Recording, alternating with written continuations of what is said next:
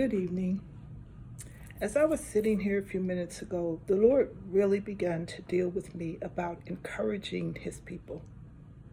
The Lord impressed upon me that there are a lot of His children that are really suffering and they're going through some very difficult and turbulent times. And I know that the first thing that we hear whenever we go through is that it's always the devil, and that we're so anointed that the enemy must be coming after us because we're so anointed. I want to help some people today because I want to bring some truth to that. Every now and then, very seldom, that's the case. Most of the time that we go through, it is because we have made bad decisions and bad choices. And we have to suffer the consequences of the decisions that we have made.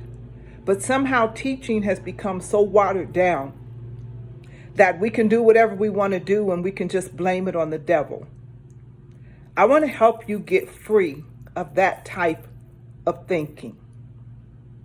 Because when we disobey God, there are always consequences, because the Bible tells us that whatever a man soweth, that is exactly what they will reap.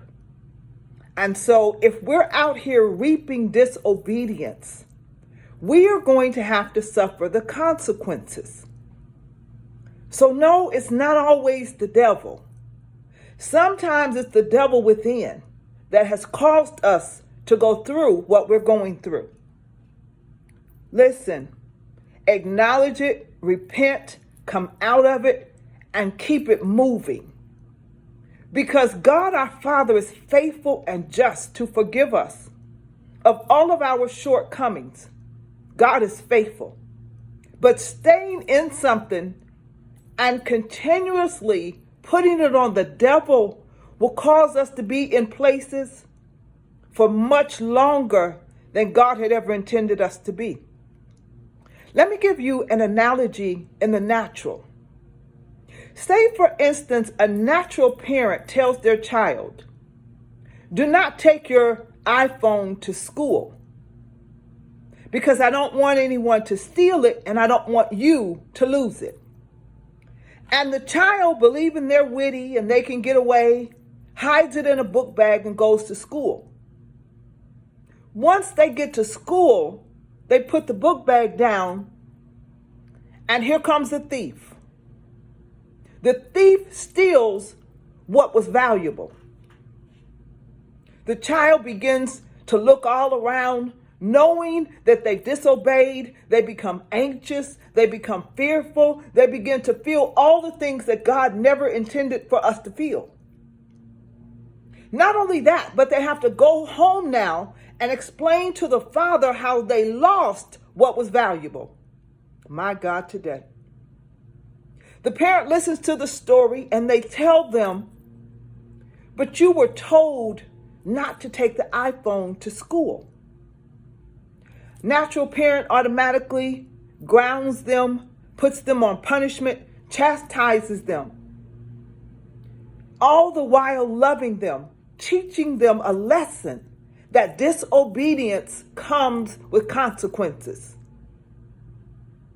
The child suffers, it's hard, they've been punished, they've been on timeout. But can I encourage you today, because one day, all of the things that the child had to feel, all of the suffering, the spankings, the punishment, one day will come to an end. And the child will be forgiven by the parent. They'll go out for ice cream. Life moves on. They're at the next level. The child has learned a lesson. But watch this. It almost looks like the one who stole the iPhone got away. Absolutely not. Not only did they not get away, but they also did not get by. Because the parent, after dealing with their child, is now going to deal with the thief. This is how God does about his children. See, you have suffered for a while. And now that you are out of your suffering, now it is time for God to deal with the thief. The parent now goes up to the school, asks if there's any cameras. They look and find the footage, and they find the thief. The parent now approaches the thief wanting the thing that was stolen restored. Not only will it be restored, but there are consequences and punishment and judgment for the thief. Notice the difference between the child of the parent. The parent had to suffer consequences, but the thief has to suffer judgment. You thought they got away. You thought God had forgotten about you. They didn't get away. Trust God's timing. Trust that God's going to do it how God decides to do it. Wash your hands and leave it alone. The lesson in all of it was when we step out of the will of the Father, there are consequences and there is some suffering to be done. But the joy of the Lord is our strength, because after you have suffered a while, I came to encourage somebody.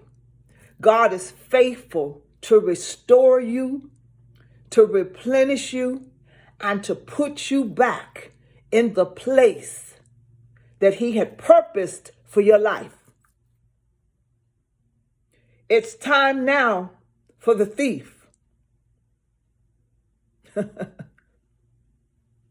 Not only to give an account for what he stole, but it's also time for the thief to come under the judgment of the one who said, "Touch not my anointed,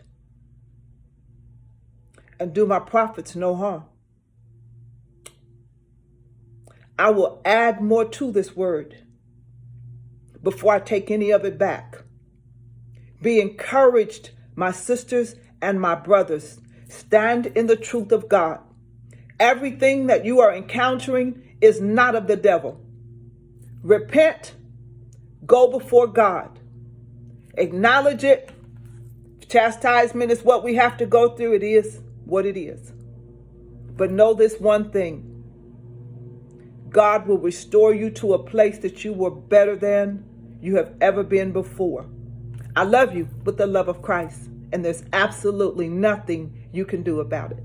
This is Apostle Johnson.